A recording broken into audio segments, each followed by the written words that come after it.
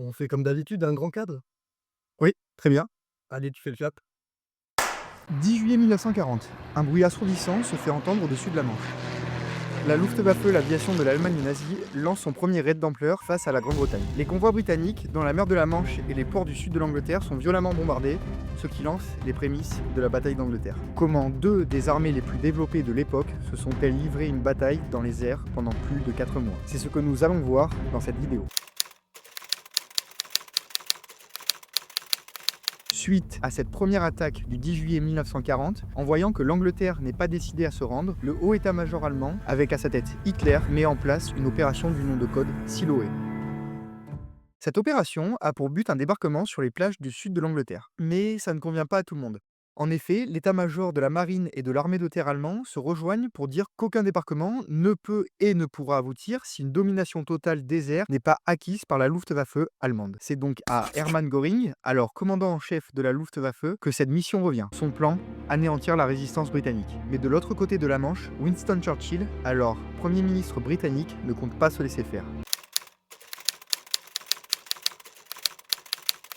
Alors il faut se dire que la bataille d'Angleterre a été un affrontement qui a pris plusieurs tournures à travers le temps, et ceci est dû à des changements de stratégie, notamment de la part de l'état-major allemand. Au départ, c'est la Luftwaffe qui veut prendre la domination de la Manche en assaillant les convois et les ports britanniques. Pour ce faire, l'aviation allemande peut compter sur plusieurs modèles fraîchement arrivés d'outre-Rhin. Le Messerschmitt Bf-109, surnommé l'Emile, pouvant atteindre une pointe de 70 km/h, est doté de deux mitrailleuses MG-17 792, les deux se trouvant dans le capot et deux autres mitrailleuses dans l'hélice. Enfin, il est aussi composé d'un canon MGFF 20 mm qui sera redoutable. Son grand frère, le Messerschmitt Bf 110, biplace quant à lui, avec un radio, était doté de deux canons MGFF 20 mm lui aussi et de 4 mitrailleuses MG17 792. Ces derniers étaient notamment chargés d'escorter les bombardiers Henkel HE-111, pouvant transporter avec eux jusqu'à 2000 kg de bombes. Avec ce constat, on voit que la Luftwaffe n'était pas venue les bras croisés. Mais pour s'opposer à ces avions allemands, la Royal Air Force peut compter sur ces deux modèles de chasseurs redoutables. Le Supermarine Spitfire,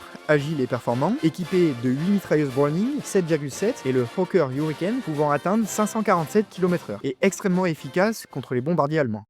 Alors maintenant, je peux vous dire que le tableau est posé. Du 10 juillet au 18 août, ce sont des affrontements incessants qui se déroulent au-dessus de la Manche, mais c'est le 15 août qu'une centaine de bombardiers allemands qui étaient escortés lancèrent une opération face au Tyneside au nord de l'Angleterre, alors qu'un raid de 800 appareils allemands était lancé dans le sud de l'Angleterre afin de faire diversion. La RAF riposte en envoyant le gros de ses escadrilles. Certaines escadrilles de la RAF furent même envoyées 3 fois au combat durant cette même journée, c'est pour vous dire à quel point l'effort était rude. La Grande-Bretagne en ressort triomphante avec 73 appareils abattus du côté allemand pour seulement 34 du côté anglais. Au vu de cet échec, la stratégie allemande s'apprête à changer.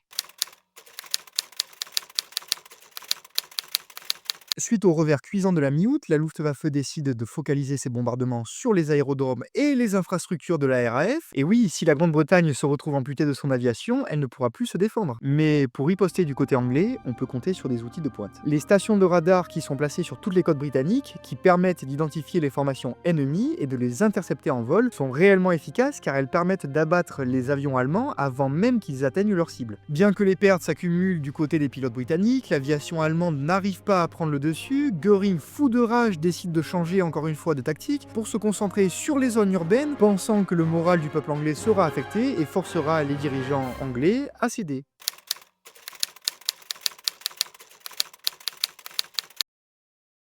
Les bombardements allemands passent de nuit et se focalisent sur les villes, terrorisant les civils britanniques, obligés de se réfugier dans leurs caves. Il faut se dire que c'est une période assez terrifiante pour les habitants de Londres et des grandes villes aux alentours. Le dimanche 15 septembre, alors que Winston Churchill fait un déplacement au 11e groupe de chasse, il veut assister à une bataille aérienne qui deviendra un affrontement marquant de la bataille d'Angleterre. Alors que Churchill s'installe autour de la table des cartes, une grande table des cartes, il regarde un gigantesque tableau au fond de la salle avec des ampoules. Ces ampoules indiquent le nombre d'escadrilles disponibles. Des annonces étaient faites par des radios pour signaler le nombre d'appareils allemands qui décollent de l'autre côté de la Manche, soit par des annonces 20+, 40+, 60+, ou enfin 80+. Le temps passe et d'un coup, une annonce retentit.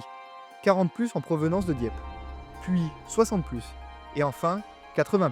Des ampoules rouges s'allument sur le tableau du fond de la salle, indiquant que la majeure partie des appareils de la RAF avaient décollé. Peu à peu, il faut se dire que c'est le ciel tout entier qui se remplit des avions des deux camps. Pendant près d'une heure, le 11e groupe de chasse s'agite pour gérer au mieux la situation. Puis un calme se fait ressentir, on se rend compte que les avions allemands rebroussent chemin et font demi-tour, laissant place au calme et à la fin de l'affrontement. Suite à cet épisode, les affaires ministérielles qui se déroulent normalement au 10 Downing Street à Londres, la résidence du Premier ministre britannique, je ne vous l'apprends pas, sont déplacées par souci de sécurité dans une résidence qui portera le nom de l'Annexe. Pour vous dire et pour vous mettre dans l'ambiance, le soir du 17 octobre, alors que Winston Churchill avait tout de même décidé de dîner au 10 Downing Street avec certains de ses collaborateurs, malgré les avertissements de son entourage, des bombardements se font sentir. Et ces bombardements, ils sont très proches, à une centaine de mètres de lui. Il se lève et il ordonne aux domestiques qui travaillaient, eux, en cuisine, d'aller se réfugier dans l'abri de l'Annexe. Et juste avant de reprendre sa place à table,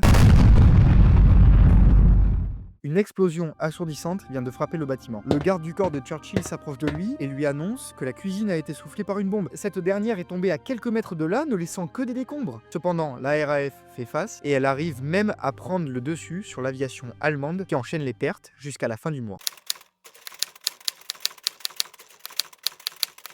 C'est donc enfin le 31 octobre 1940 que la bataille d'Angleterre prend fin. L'aviation allemande doit se rendre à l'évidence, ils n'ont pas réussi à prendre l'ascendant au cours de cette bataille, se faisant même dominer avec des pertes de 915 appareils du côté britannique contre 1733 du côté allemand. Hitler décide donc de reporter l'opération Siloé à une date ultérieure et de cesser pour un moment les bombardements. L'Angleterre se réjouit de cette victoire, le moral reste bon au sein des rangs anglais et les usines d'armement tournent à plein régime. Même si cette nation ne sera pas au bout de ses peines, car elle connaîtra encore pour un certain temps, il est vrai, le beat de la Luftwaffe et une pression permanente menée par l'Allemagne nazie qui se trouve à ses portes. Cet épisode de la Seconde Guerre mondiale montre de but en blanc la résilience du peuple britannique face à l'invasion. Des ouvriers dans les usines, aux dirigeants à leur tête et surtout de son aviation, la Royal Air Force, contre un envahisseur qui semblait inarrêtable et qui avait jeté son dévolu sur cette île d'Europe de l'Ouest.